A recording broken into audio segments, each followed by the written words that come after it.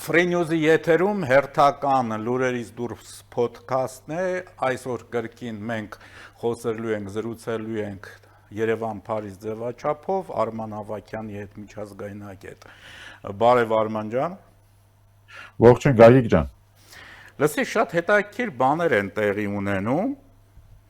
Հիշում ես, մենք եթերից առաջ խոսում էինք այն բանի մասին, որ Երևանում մարտի 21-ին դե մեր այս հաղորդումը եթերը գնում Կիրակի օրը, այսինքն արդեն անցած ալնում այդ միջոցառումը, բայց միջոցառումը տեղի ունենում հզոր Հայաստան Ռուսաստանի հետ շարժման կողմից կազմակերպված վերնագիրն էլ Հայաստանը եւ Ղրիմը Ուկրաինայի եւ Մերձավոր Արևելքի պատերազմների լույսի ներքո, որը նվիրված է ուշադրություն Ղրիմի Ռուսաստանի հետ վերամիավորման 12-ամյակին։ Իսկ դու պատկերացնում ես, ասենք Հայաստանում ինչ-որ միջոցառում է կազմակերպում, որին ընդ որում հյուրեր են լինելու դեսպանատներից։ Պարզ է, չէ՞, որ մի դեսպանատնից է հյուր լինելու։ Դա Կոպիրկինի հիմնարկն է, դե ուրիշ բան չկա, էլի։ Ու իհարկե իրանք ռուսապաշտները, ուրիշ ոնց կարաս ասես, ոնց կարող եք դուք, ասենք, այսքանից հետո 4 տարվա այս պատերազմից հետո միջոցառում կազմակերպել, դե հիշում ենք էլի մեր այն քաղաքական գործչին, որը ասում էր Կրիմնաշ, հիշում ես։ Ինչ խոսք։ Դե գիտես ինչ է, իրենք նույն քաղաքական գծի վրա են, ինչպես այտենց ես մեկ-մեկ ասում եմ, պարալել իրականության մեջ, այսինքն մի իրականություն, այո։ Այո, որտեղ Ռուսաստանը ինքը արդար է, արդար երկիր է, որտեղ Ռուսաստանը ինքը բարի եւ հզոր երկիր է, բայց ընդամենը դա այլ իրականություն է, որտեղ իսկական իրականությունը միջազգային հարթակներում եղած այդ ինչ որ քննարկվում է, դա ընդամենը բոլորս էլ հասկանում ենք, որ Ռուսաստանը իրականացրել է, դա միակ այն պետությունն է, որ երկրորդ համաշխարհային պատերազմից ի վեր իրականացրել է անեքսիա։ Եվ դա կոչվում է Ղրիմ։ Եվ դա դատապարտվում է ՄԱԿ-ի կանոնադրությամբ եւ այդպես շարունակ, հա, եւ հիմա այսօր այդ նարատիվները շարունակել, ասել կուզի, որ դե դուք մեր երկրի մի մասն եք,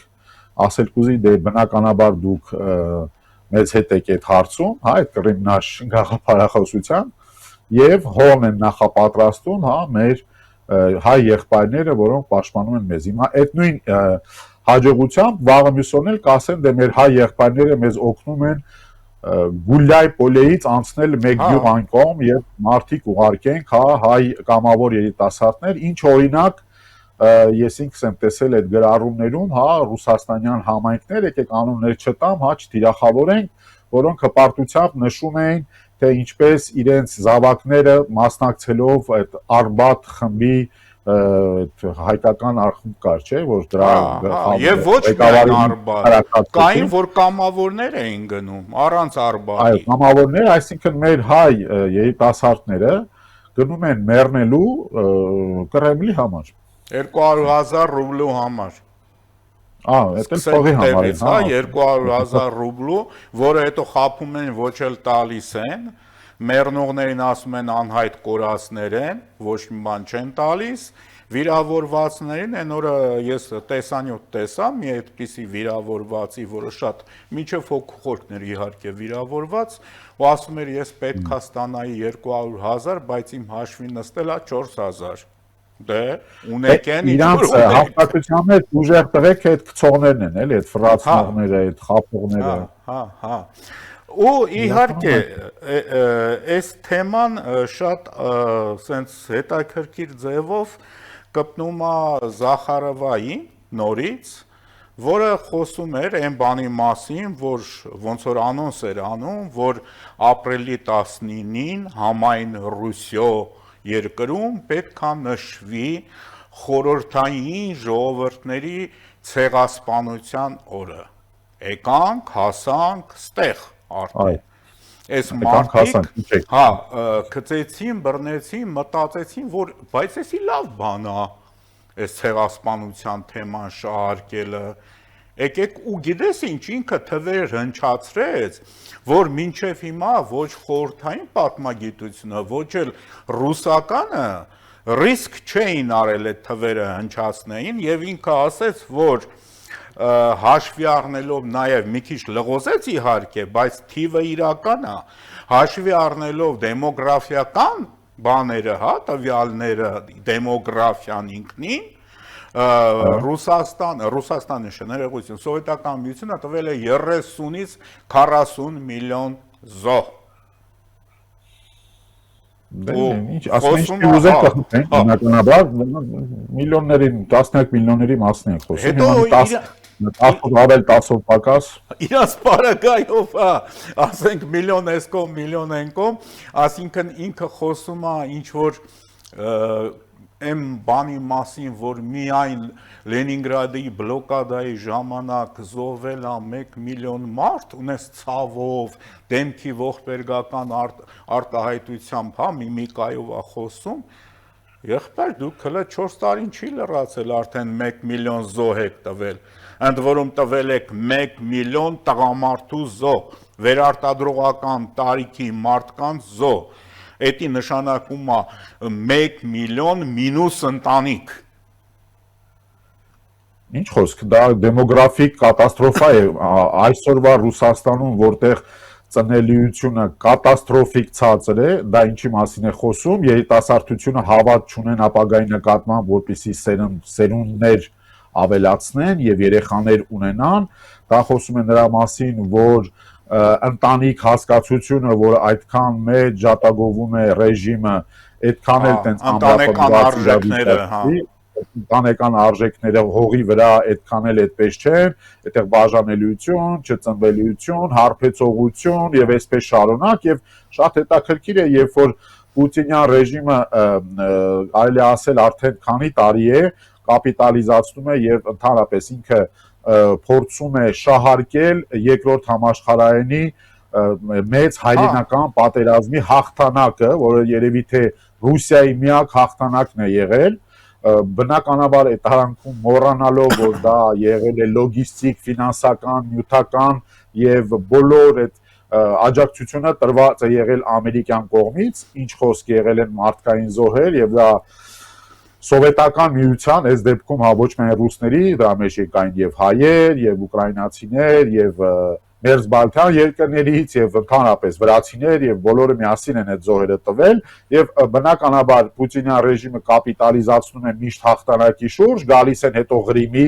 անեքսիայի շուրջ, որպեսզի շատ գեղեցիկ ձևով կոծկեն այն փաստը, որ Գուլյալ Պոլեում սկսել են ինչ-որ որոշակի ինչ-որ ուրիշ բաներ տեսնել Գուլյալ Պոլեից են կողմ, բայց խոսում ենք ընդամենը գյուղերից, այսինքն ուկրաինական տերիտորիայի 1%-ի զավթումից 4 տարվա ընթացքում, որը ոչ մի կերպով չի համատեղվում 4 տարվա այդ պատերազմի հետ, Ստալինյան Ռուսաստանի վարած պատերազմի հետ, դե որ այդ Պետերբուրգից էլ խոսում են, պատմությունը ախր մենակ միակողմանի են, ինչ են մոռանում այդ արանքում խոսել, որ այօրինակ ինչի Ստալինը այդքան չոր եւ կոպիտ գտնվեց եւ ոչ մի լուծումներ չգտնվեցին, հասնելով այն բանին, որ մարդիկ արդեն կանիբալիզմով էին զբաղվում Լենինգրադում։ Ընդ որում Լենինգրադում հնարավորություն է եղել, քանի որ ռազմաճակատը այդ հատվածում կայուն էր, հնարավորություն է եղել ընդհանրապես էվակուացնել ամբողջ ժողովրդին։ Այո։ Որը թույլ չի տվել այո, մեծն Ստալինը արգելել է։ Այնտեղ ինչքան ռուս է մեռել, ինչքան հայ է մեռել, ինչքան վրացի ու ադրբեջանցի եւ այլն բոլոր այդ ազգությունները որ կային։ Այդ է գենոցիդը, բայց այդ գենոցիդը գերմանացիները չեն արել, այդ գենոցիդը ինքն է արել։ Հա գերմանացիները Գոլոդոմորը, որը ուկրաինացիք են նշում, դա էլ գենոցիդ է եւս Գոլոդոմորը, որ ինչպես կարելի է մի ամբողջ ազգի զրկել հացից։ Հաց արտադրող ազգին զրկել հացից։ 20,000 սպաներին, որ անտառում բաները բոլշևիկները կոտորեցին։ Այդ ամեն ինչը գենոցիդ է, բայց համար մեկ գենոցիդ է այս պարագայում։ Արման ջան, սա արդեն մեզ որպես ժողովուրդ եւ ազգ ամիջականորեն վերաբերվում է ինչքան հայա, քանի 100,000 հայա ակսորվել Սիբիրները, Ալթայի երկրամասները։ Բայետի գենոցիդ չէր, ոչ մի բանով չէր տարբերվում թուրքական գործողություններից։ Ինչ տարբերություն, մարդկանց տանում էին իրանց լեզվով ասած տավարնի վագոններով դատարկում են Ալթայի երկրամասում, ասում էին գնացեք ձեր համար ուտելիք չարեք, գնացեք ձեր անտառում փետ կտրեք, ձեր համար խրճիթ սարքեք։ Էդ է եղել իրանց իրականությունը, բայց այսօր ինչ որ տենց հրեշտակի դեմք առած խոսում է ինչ որ մարդկային, հումանիտար արժեքներից, չգիտեմ ինչերից։ Ու մերոնք էլ, մեր ժողովուրդն էլ իհարկե այն հատվածը, որ վաղը մյուսօր նպատակ ունի այս ռուսամոլների բաներին տրված, հա, խոստումներին տրված գնա քվեարկի, թող կրկին լսի նորից հիշի այս ամեն ինչը։ Այդ բոլորը եւ այսօր մենք տեսնում ենք, որ բոլոր այդ ուժերը նախկինից մնացած իրենք միայն կարող են իրենց էությամբ, իրենց արածով կամ արվելիքով, իրենց ծրագրերով տեղավորվել այդ մեխանիզմում, որն է այդ մեխանիզմը, կաշառակերություն, որն է այդ մեխանիզմը, հա, այդ խաբել, գողանալ, ֆրացնել, հա, որի մասին մենք խոսում ենք, եւ այսօր այդ ամբողջը նաեւ արտահայտվում է այս նախընտրական ծրագրերի մեջ, այս նախընտրական դեբատները նույնիսկ չասենք, որովհետեւ ես այնքան ապշած եմ, ուրեմն մեզ մոտ էլ, հա, այստեղ Ֆրանսիայում հիմա տեղական ինքնակառավարման մարմնի ընտրություններն են տեղի ունենում, հիմա երկրորդ փուլը կլինի այս կիրակի օրը, անցած կիրակի ընտրություններին մասնակցեցի եւ հիմա երկրորդ փուլն է լինելու եւ բավականին դժվար պայքար է գնում, այնտեղ Փարիզում է քաղաքապետը կփոխվի հավանաբար, հա, սոցիալիստ քաղաքապետ եւ այլն։ Մի խոսքով շատ թեժ է քաղաքական պայքար եւ այլն եւ հավատացնում եմ քեզ, ուրեմն արհեստական բանականության շուրջ այստեղ կան բազմաթիվ ձեռքբերումներ, շատ ավելի ուժեղ ձեռնարկություններ, մի խոսքով դա շատ մեծ առաջընթաց ունի, բայց ես get 1 տեսանյութ, get 1 ուղերձ կամ get 1 ինչ որ մի բան, որը կապված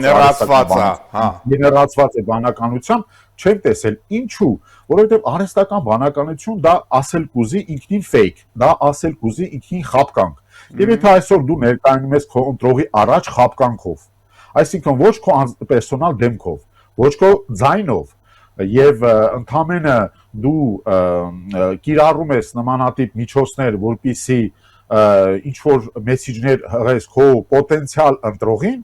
դու արդեն ինքը թույլ վիճակում ես, հա, որովհետեւ դու ինչպես կարող ես խոսել ուժեղ դիրքերից, երբ որ դու գոյություն չունես, երբ որ դու ընդամենը արհեստական բանականություն ես, այսինքն դու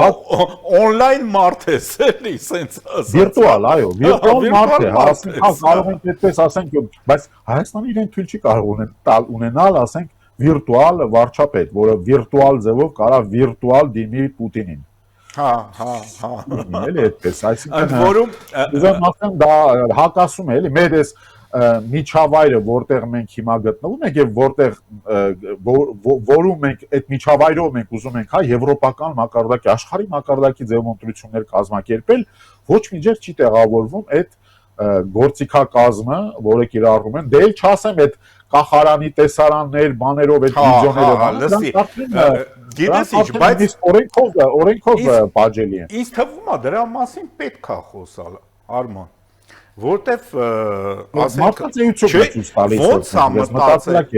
մտածել մարդը, որ կարելի է արհեստական բանականությանը AI-ին պատվիրել նման տեսանյութ,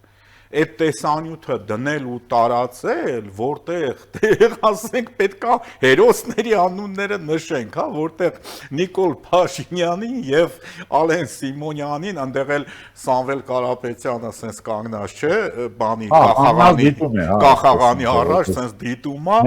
մեծ դիկտատոր։ Հա, ու ախր գիտես ինչ, անգամ եթե դետալներին ուշադրություն դարձնես,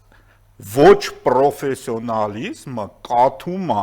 AI-ը կարող էր ֆանտաստիկ ռոլիկ պատրաստել, հա, այսպես ասած, բանի մեդիայի լեզվով ասած, բայց որտեղ, չգիտեմ, ինչ որ Փաշինյանի ու Ալեն Սիմոնյանի հետևում ինչ որ 100,000-ավոր մարդիկ են կանգնած, ընդեղ ավելի հերվում, երևում է Սուրբ Պետրոսի հրապարակը, ինչ կապ ունի Սուրբ Պետրոսի հրապարակը իտալական, չէ, ասենք այս դրա հետ։ Հասկանում ես պրիմիտիվիզմը ուղղակի ասենց ռեկորդներ է խփում։ ու փնթի ձևով արված աշխատանք է եւ այստեղ նաեւ շատ հետաքրքրաշարժ է, եթե այդ բանից ենք խոսում, հա, այդ պրեզենտացիայից ենք խոսում Ռուսաստանի այդ օլիգարխի, հա, ու Պուտինյան ռեժիմի օլիգարխի, հա, որը ընդհանրապես իր հարստությունը, եթե դա կարելի է անվանել այդպես, որտեղ ես համոզված չեմ, որ այդ հարստության ամբողջ տիրապետումը նրա ձեռքի տակ է, ես չեմ կարծում, որ Ռուսաստանյան որևիցե օլիգարխ տիրապետում է 100%-ով իր բոլոր ակտիվներին եւ դրանք չեն իրականում կառավարվում եւ նա իրականում այ ոնց որ օրինակ Ֆրանսիայի հարավում գտնվող այդ տունը, որը կասկածվում էր Գազպրոմի է պատկանում, բայց դե ֆակտո ռուսաստանցի օլիգարխի անունով է, այսինքն իրանք ուղղակի անուն են, հա, այդ գումարների վրա իրանք անուն կա դրված եւ ինչն է հետաքրքիր, ես նայում եի դրանց այդ արված այդ պրեզենտացիաները, որտեղ մի ամբողջ բանակային անվտանգային համակարգի վերակառուցման համար ինչ որ օտար երկրակ, ու դա կարող է իսրայելյան, հա, որովհետև դե հիմա Իսրայել դրոն, բան, բայց կարող է նույն հաջողությամբ նաև մի հատ ուկրաինացի բերեն, նրանք շատ ուժեղ են հիմա դրոնների հարցում, եւ ներկայացնել որպես նրան փորձագետ եւ ասել, ահա այն մարդը, որը կվերափոխի այդ ամբողջը։ Լսեք, սա պետություն է, սա չէ, ՍՊԸ չէ,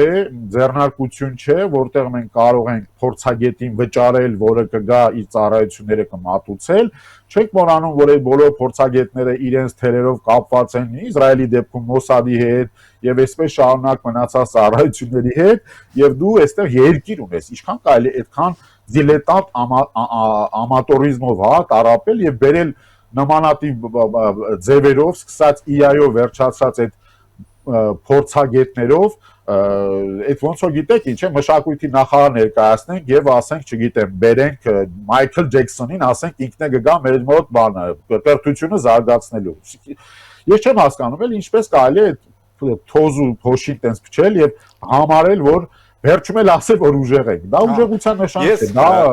տարության նշան է եւ այդ ուժեղության ակունքը, եթե դուք ներկայացնում եք, որ դա Պուտինն է, ես ձեզ հավատացնում եմ։ Խնդրում եմ դուրս եկեք ձեր այդ ռուսական աշխարհից եւ հայացք նետեք աշխարհին եւ նայեք թե օրինակ Պուտինին համարում են ուժեղ թե ոչ։ Ես ձեզ հավատացնում եմ դուք շատ մեծ հիասթափություն կապրեք, երբ որ տեսնեք աշխարհը նրան որպես ինչ է դիտարկում, հատկապես երբ որ հիմա արդեն Իրանն էլ իրենց ձեռքի տակից դուրս եկավ։ Դու վստահաբար կհիշես հին հայկական ֆիլմ կար Համո Բեկնազարյանի նկարած, եթե չեմ սխալվում, էլի, Մորգանի խնամին, ու այդ Մորգանի խնամին այդ ֆիլմի մեջ մի հատ տեսարան կար, երբ որ այդ հայ մեծահարուստը ինքը Բաքվի ինչ որ նավթային բաների տեր էր, բան, բայց արդեն հեղափոխությունը մոտենում էր եւ այլն, ինքը կենացա բարձրացնում, բաժակա բարձրացնում, ասում է նաշ ցար, սամի լուչի ցար, չէ, խմում է ցարի կենացը, բայց միաժամանակ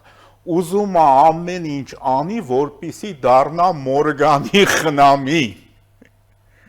Իրականում Հասկանում ես այդ ինչ է նշանակում, էլի, ասենք մեր դասականը դեռ այն ժամանակ 1930 թվականին շատ դիպուկ նկարագրել էր այն ինչ որ այսօր տեղի ունենում մեր այդ հատվածի, հա, քաղաքական այդ հատվածի հետ։ Եվ տես, այստեղ շատ ճիշտ բաներ կա, իրենց գումարները դրսում են, իրենց լուրջ ունեցվածքները դրսում են, ասելա թե Մորգանի տարածքում են, հավաքական Մորգանի, բայց իրենք խոսում են Ռուսաստանի հետ, ռուսական կողմնորոշման մասին, միութենական պետության մասին, այսինքն դուք կբերեք ձեր տասնյակ միլիարդները կամ չգիտեմ 4-5 միլիարդները եւ կդնեք Ռոսբանկում, հա, կարող եք էդի վստահ ասել։ Չէ, դե իրականում գիտես, այստեղ պետք է հաշվի առնել մի բան, էլի, որ մի մարդ եւ այդ վիշապի մի գլուխից հետո կարող ենք խոսել նաեւ վիշապի մյուս գլուխից, մի մարդ, որը այսօրվա դրությամբ, այս պահի դրությամբ հասարակության առաջ չի ներկայացել, որովհետև այն երկու անգամները, որոնք ներկայացավ, կատաստրոֆիկ էին, հա, առաջինը, որ ելավ ասես, մեր ձևով էսա կգանք ձեզ բոլորի գլուխները կջարդենք, այդ էր էլի միտքը, կանենք ինչ պետք է, երկրորդը դուրս գալուց ասեց, միած սրանց գլուխները լավ ջարդեք, այդ երկու բանն են ընդհանրապես լայվ խոսել այդ մարդը, երկուսն էլ քաղաքական կատաստրոֆաներ են, հա, այդ խոսույթը։ Եվ բնականաբար այդ մարդը արդեն վախենալով այդ ամբողջից, քողարկվելով այդ բանին, այդ ես քաղ բանտարկյալ եմ դեմքով, ասենք, ինձ չեն թողում խոսել դեմքով եւ արհեստական բանականությունով խոսելով, այստեղից այնտեղից, այնտեղ չգիտեմ, Ամստերդամ, Ռոտերդամներ բերելով եւ այդ դրանց ներկայացնելով որպես ինչ-որ տենց աշխարհա տենց լուրջ դեմքեր, հա, աշխարհի մակարդակով, որոնց մենակ իրեն գիտեն եւ իրեն շրջապատը, ես օրինակ Եվրոպայում եմ, ոչ մեկ այդ իրենց մարդկանց մասին ոչ լսելա, ոչ որից է մի բան եւ դա էլ հերիք չէ, այսօր շատ հանգիստ կերպով ֆռռացնելով ասել, որ դե իր քաղաքացիությունները գիտեք, նա կթողնի, բայց չի թողնի, դեռ մի ամիս մնաց, չի կարող դուրս գալ, երկար process է եւ այլ, այսինքն հաստատուն բան չկա, օրինակ այն Ռուբեն Վարդանյան կար, չէ՞, նա գոնե գնաց իր քաղաքացիությունից հրաժարվեց։ Այնտեղ ուրիշ խնդիր կար, այնտեղ սանկցիաներից դուրս գալու խնդիր կար, ասենք, եթե հասկանանք, հա, ռուսական քաղաքացիությունը թողեց, հայկական վերջեր, չէ՞, որ գնաց Արցախում տենց։ Այնտեղ Արցախից էր նայել ուզում գար, այդ փրկիչն էլ ռուս գործարար, որը տրոյկա դիալոգներ, որը միջազգային հարթակներում պարզվեց, չէ, որ նա լվացքատունն է, Կրեմլի լվացքատունն է, այդ համակարգը մշակողն է, Կրեմլի լվացքատունը։ Հիմա եկել է այս երկրորդ սերիան, բայց այստեղ ինչն է հետաքրքիր, ինչն եմ ես տեսնում, որ նրանց գործողություններում ամեն ինչը բերում է նրան, որպեսզի նրանք շատ sense հետաքրքիր ձևով այն ամենաբանին, հա, երբ որ արդեն կգան կընտրություններին, շատ հետաքրքիր ձևով իրենց ձայների այդ կապիտալը փոխանցեն վիշապի մյուս գլուխին, մյուսին, որը բարձրանում է թե 10 տարի նա ինչպիսի Հայաստան է ունեցել,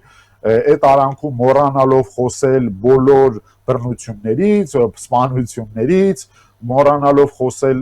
ինչպիսի կատաստրոֆիկ տարիներ են եւ արտագաղթի տարիներ են, մոռանալով խոսել այն ամենավատից, որը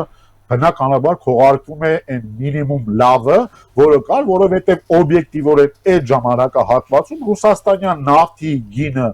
նավթի գինը աշխարհում բարձր էր եւ Ռուսաստանը, Պուտինի Ռուսաստանը գումարների մեջ էին եւ մեծ հնարավորություններ ունեն եւ բնականաբար այդ հնարավորությունից էլ մի քիչ էլ եկավ Հայաստան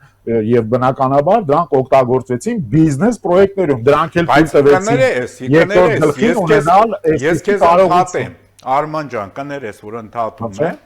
Այդ ժամանակ, որ Ռուսաստանը ահռելի փողեր էր վաստակում նավթի արհեստական բարձրացած գների հաշվին, այդ նույն Ռուսաստանը եկավ շատ իրենց լեզվով ասածա ակուրատնի ձևով գույք պարտքի դիմաց թալանեց Հայաստանը Իրաքի եւ շուրջ 30 միլիարդ դոլար տարբեր երկրների ներեց պարտքերը, ոչ թե վերաձևակերպեց ինչ-որ մի բան, ուղղակի ներեց, բայց Հայաստանը, խեղճ ու կրակ Հայաստանը, որ ուներ ընդամենը, չեմ հիշում, երևի թե 100 միլիոն դոլարի մոտ պարտք, այդ 100 միլիոն դոլարի պարտքի դիմաց, ինչ կար չկար, հավաքեց եւ դրա շնորհիվ նաեւ կոտրեց Հայաստանի տնտեսության ողնաշարը։ Շատ ճիշտ մեջբերում արեցին եւ մեր հերոստատիտողին միասին բոլորով փորձենք հիշել։ Օրինակ, վերջին անգամ Եվրոմիությունը երևի թե 3 թե 3-4 օրը հայտարարեցին 180 միլիոն եվրոյի ինչ-որ մի օգնություն Նույնիսկ չեմ էլ Հա, կներեք, որ հա, չեմ կարող հիշել ինչ օգնության մասին է խոսքը, բայց խնդրում եմ, մի հատ հիշեցրեք ինձ Ռուսաստանը երբ է հայտարարել մի ինչ-որ մի գումարային, չասենք օգնություն, ասենք ինչ-որ պարտներային ծրագիր, ինչ-որ մի ծրագիր, հա, ինչ-որ մի ծրագիր, որովհետև իրենց այդ ուժեղ տղա Պուտինը, որ վերջի տվյալներով հիմա բունկերից բունկեր է փախնում, որպեսի Խամենեի երկուս չդառնա, այդ իրենց ուժեղ տղան, որը անջատել է Մոսկվայի բոլոր ինտերնետները, որ իրար Դապես Ռուսաստանում մեկ են անջատել։ Հա, որ իրեն Խամենեի չանեն, էլի փախած է, պահկվում է, վախեցած է։ Հիմա այդ տղան այդ արանքում որ կանգնում եւ խոսում է մեր բանը շրջանառությունը հասավ այսքան, մեր շրջանառությունը հասավ այդքան։ Կներեք, այդ մեր հայ ժողովրդի ստեղծված բարիքներն են, որոնք վաճառվել են, ստեղծել են արժեքներ եւ դա արք ու վաճառք է, այդտեղ որտեղ է օգնությունը։ Այդտեղ օգնություն չկա, դա բիզնես փոխշահավետ գործարքների հա մի բալանս է, հա երկրների, բայց մի հատ ինձ խնդրում եմ նշեք, ինչ ծրագրեր իրականացվել, բացի օրինակ ռուսաց լեզվի զարգացման ծրագիր, հա, այդ իրենց այդ գաղութացման ծրագրերից բացի, ինչ բաներ են Հայաստանի համար արվել։ Արման ջան, մի այդպիսի օրինակ բերեմ, հենց եթերից առաջ նայում էի, դիտում էի, տարածվել էր համացանցում ռուս բան, երևի կոմունիստ, կարծում եմ, որ կոմունիստ, բայց ով որ քննադատում է Ռուսաստանին, Հայաստանի նկատմամբ քաղաքականության համար, Պլատոշկին, հա, հիշեցի ազգանունը, որը եղել է ռուսական ԱԳՆ-ում հայկական բաժնի վարչության պետ, տարիներ առաջ եւ շատ լավ իմացել է հայ-ռուսական հարաբերությունների այն ծակուցուկերը, մնացած ամեն ինչը, ու այս մարդուն հարց են տալիս, ասում են, իսկ ինչի է Հայաստանը մեզնից նեղացած, ու այս մարդը սկսում է թվարկել, ընդ որում տես, ինքը բանի գրիֆ ունեցող, հա, գաղտնիության գրիֆ ունեցող պաշտոնյա է, ինքը իրավունք չունի ամեն ինչ ասելու, բայց այս մարդը արդեն էլ չի դիմանում։ Ասում է, լսեք, մենք ունենք Հայաստանում ռազմաբազա։ Այդ ռազմաբազայի ծախսը հոգում է Հայաստանը, միակ տեղն է ռուսական ռազմաբազա, որը հոգում է տվյալ երկիրը, աշխարհում էլ տենց բան չկա, ասենք ճապոնացիները չեն հոգում ամերիկյան ռազմաբազայի ծախսերը, ամերիկանին ուժեղ շուստրի տղեկի կնքած պայմաններն են, այո, ասում է ավելին, ասում է, այն տարիներին մենք փող չունեինք, որպեսզի վճարեինք մեր ԱԱԾ